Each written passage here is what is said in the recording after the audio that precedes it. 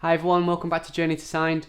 Today we're going to talk about how to deal with rejections in the music industry. It's such a challenging thing to deal with, but annoyingly it's also such a big part of that journey to success. So what we're going to do today is we're going to start to build up our resilience to getting rejected, and we can do this by aiming for 100 rejections. We're going to look at changing the narrative from looking at rejections as something that we think are a failure to something that we actively try and achieve. And I'm hoping by the end of this video you'll see the benefit to this approach and how to get started today. For anyone that doesn't know me already, my name's Ben. I make melodic house music, and I'm here to help you tackle the challenges of becoming a music artist. We're all on this same journey, we're all trying to make great quality music and play it to an audience, so I'm here to share with you what works. So you might now be thinking, why would I want to try and achieve something that we generally see as a failure? And the answer is, we're trying to build up resilience to getting rejected. We're trying to build up that tolerance, because rejection is going to happen at some point along this journey of trying to become a successful music artist. So we need to get used to it and try and learn how to tackle it so that we can take the rejections, take the punches, and then move on. So before I talk to you about how to start building up your 100 rejections, I'm going to give a bit more context into why it's so important to do this. And I'm going to relate it to skateboarders. So I was a sponsored skateboarder for a long time, probably from the ages of about 15 to late 20s. It was the main thing that I did.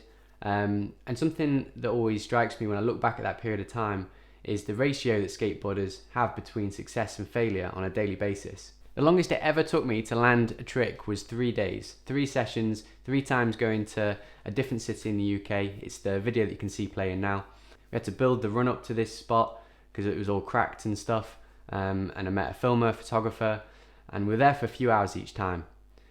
So the outcome, I managed to land the trick. We got a photo in a magazine called Vague Skate Mag, and we shot the footage that was in a video for Etnies Shoes, and the outcome was great. But it didn't happen quick. It took so many failures to get that one success, and that's what skateboarders know. They know full well that they're going to not land their tricks more times than they are going to land them.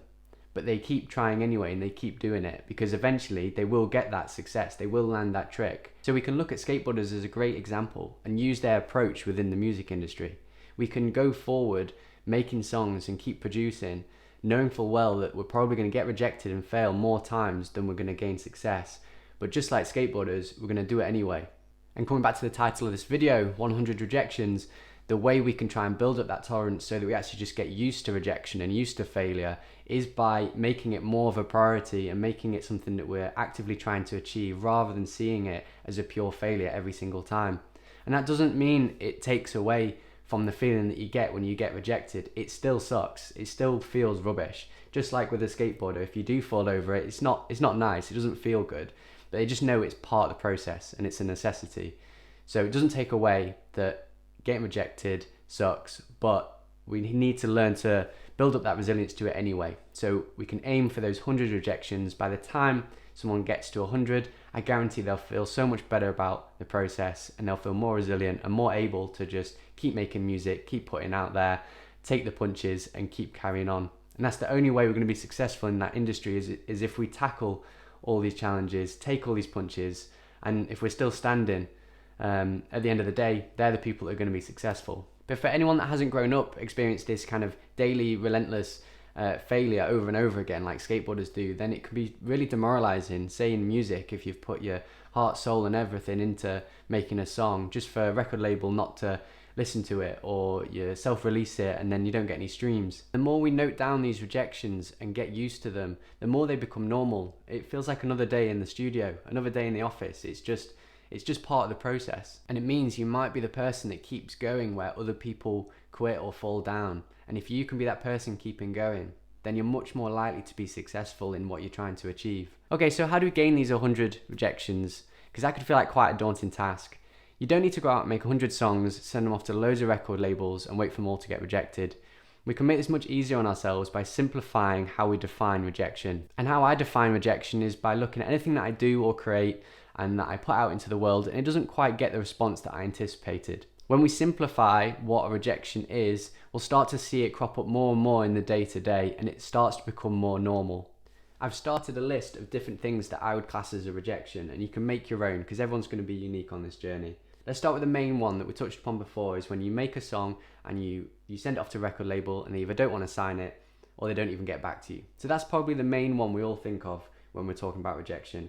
but we can do better than that. We can go further. Another one would be you pitch your song to a Spotify playlist and they don't add it to that playlist. You enter a song competition but you don't win anything. You send your demo mix to a club promoter but they don't add you to the lineup. You post your most recent release on social media but you get no views. You post a YouTube video but you get no views. Sometimes you might just reach out to someone on social media and ask them for some advice and they don't get back to you. Any of these things, we can class them as a rejection because then it helps build up that list and build up our tolerance to it. So I'm going to round off this video by giving everyone your first rejection. So all I'm going to ask you to do is comment on this video and say, "Hey Ben, how's it going?" And I'm purposely not going to reply to you. And you can mark that down as your first rejection, that you reached out to me and I didn't get back to you. And it's as simple as that. Class that as your first rejection and then just start building from there. I'm going to be making loads more videos like this, so if you did enjoy this one, then hit the subscribe button and I'll see you very soon.